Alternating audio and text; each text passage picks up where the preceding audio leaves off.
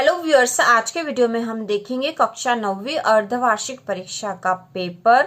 तो प्रश्न नंबर पहला है, सही विकल्प चुनकर लिखिए। इसका पहला कबीरदास की भाषा है।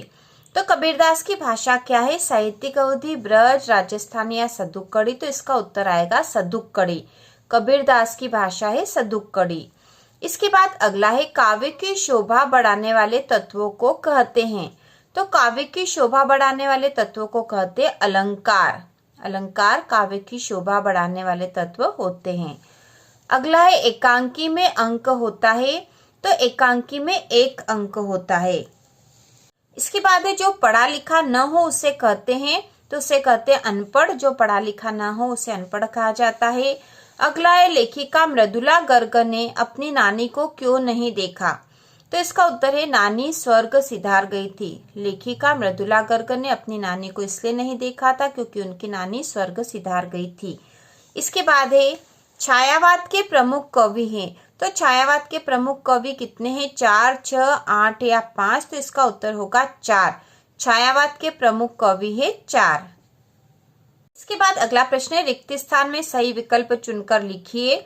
तो इसमें पहला को हिंदी साहित्य का स्वर्ण युग माना गया है। भक्ति काल, वीरगाथा काल या आधुनिक काल। तो इसका उत्तर होगा भक्ति काल। भक्ति काल को हिंदी साहित्य का स्वर्ण युग माना गया है। इसके बाद है, मात्रिक छंद में की गणना की जाती है। तो इसका उत्तर होगा मात्राओं की। मात्रिक छंद में मात्राओं की गणना की जाती है। इसके बाद है, फोटो में प्रेमचंद के साथ उनकी भी है।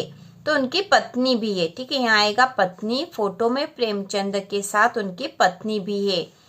इसके बाद है, सदाचार का विलोम है। तो सदाचार का विलोम हो जाएगा दुराचार। इसके बाद है, मेरे नाना पक्के माने जाते थे। तो यहाँ आएगा साहब। मेरे नाना पक्के साहब माने जाते थे।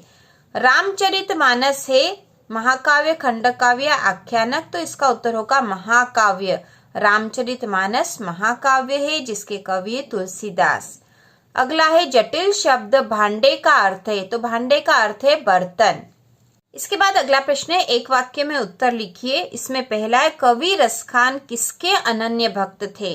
तो इसका उत्तर होगा कृष्ण। कवि रसखान कृष्ण के अनन्य भक्त थे। अगला है, प्रबंध काव्य के कितने भेद होते हैं। तो प्रबंध काव्य के 3 भेद होते हैं, महाकाव्य, खंड काव्य और आख्यानक गीतिया।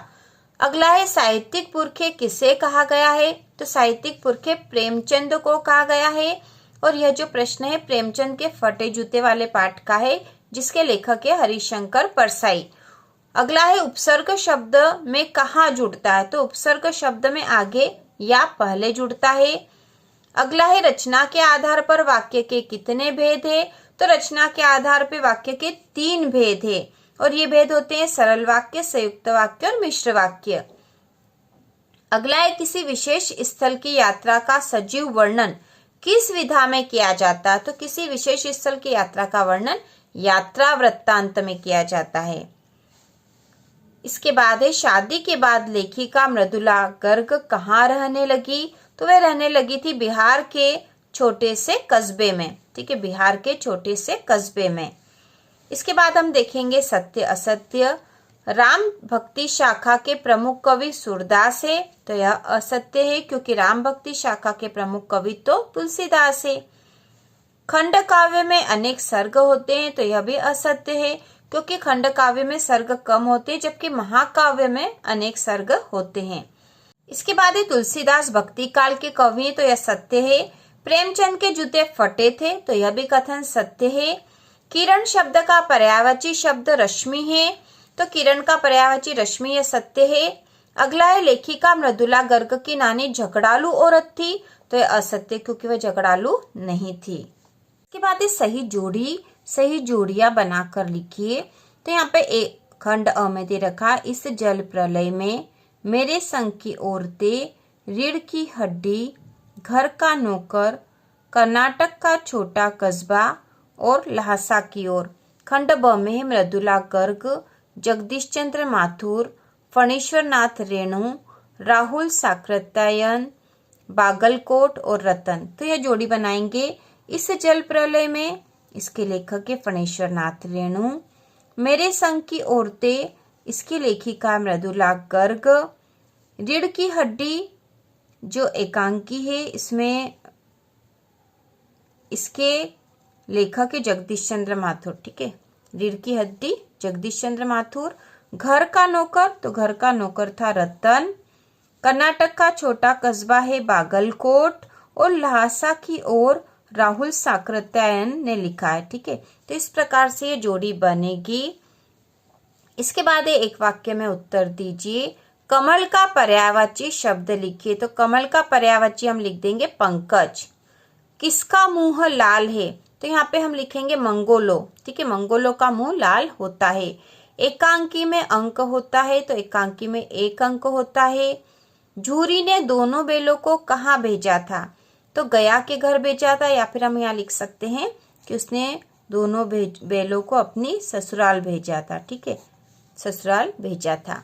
संधि कितने प्रकार की होती, तो संधि 3 प्रकार की होती, स्वर संधि, व्यंजन संधि और विसर्ग संधि। इसके बाद एक ज्ञान की तुलना किससे की गई है, तो इसका उत्तर होगा आंधी से। ज्ञान की तुलना आंधी से की गई है। इसके बाद हम 2-2 नंबर के प्रश्नों को देखेंगे। तो प्रश्न है, वीर गाथा काल की कोई 2 विशेषताएं लिखिए, अथवा भक्ति काल को स्वर्णयुग क्यों कहा जाता है। तो इन प्रश्नों के उत्तर हम अगले वीडियो में देखेंगे। अगला है, कबीरदास के भाव सौंदर्य की 2 विशेषताएं लिखिए, अथवा माखनलाल चतुर्वेदी के कला पक्ष की 2 विशेषताएं लिखिए। इसके बाद है, मनुष्य ईश्वर को कहाँ कहाँ ढूंढता है। तो मनुष्य ईश्वर को मंदिर, मस्जिद, काबा, कैलाश में ढूंढता है, ये उत्तर आएगा इसका। अथवा किस शासन की तुलना तम के प्रभाव से की गई है, तो अंग्रेजी शासन की तुलना तम के प्रभाव से की गई है। तम मतलब अंधेरा होता है। अलंकार की परिभाषा लिखिए, तो इसका उत्तर है, काव्य की शोभा बढ़ाने वाले तत्वों को अलंकार कहते हैं। अथवा है, रस के कितने अंग हैं, तो रस के 4 अंग है। प्रत्येक का नाम लिखिए, तो रस के अंग है स्थायी भाव, विभाव, अनुभाव और संचारी भाव। इसके बाद है, पंडित जगन्नाथ के अनुसार काव्य किसे कहते हैं, अथवा अनुप्रास अलंकार की परिभाषा उदाहरण सहित लिखिए। तो इन प्रश्नों के उत्तर हम देखेंगे।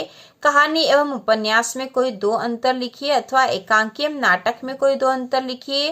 प्रेमचंद जी की भाषा शैली की किन्हीं 2 विशेषताओं को लिखिए, अथवा महादेव वर्मा की भाषा शैली की किन्हीं 2 विशेषताओं को लिखिए। इसके बाद है, कांची होश में पशुओं की हाजिरी क्यों ली जाती थी।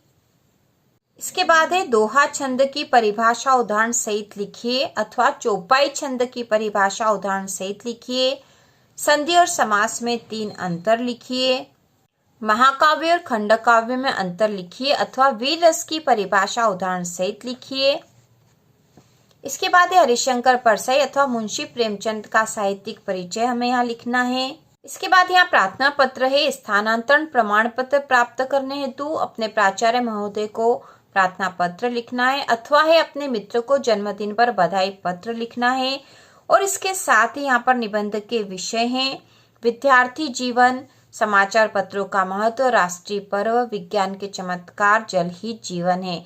तो इस प्रकार आप किसी भी विषय पर लिख सकते हो। इस प्रकार हमने हिंदी विषय का यह पेपर देखा है।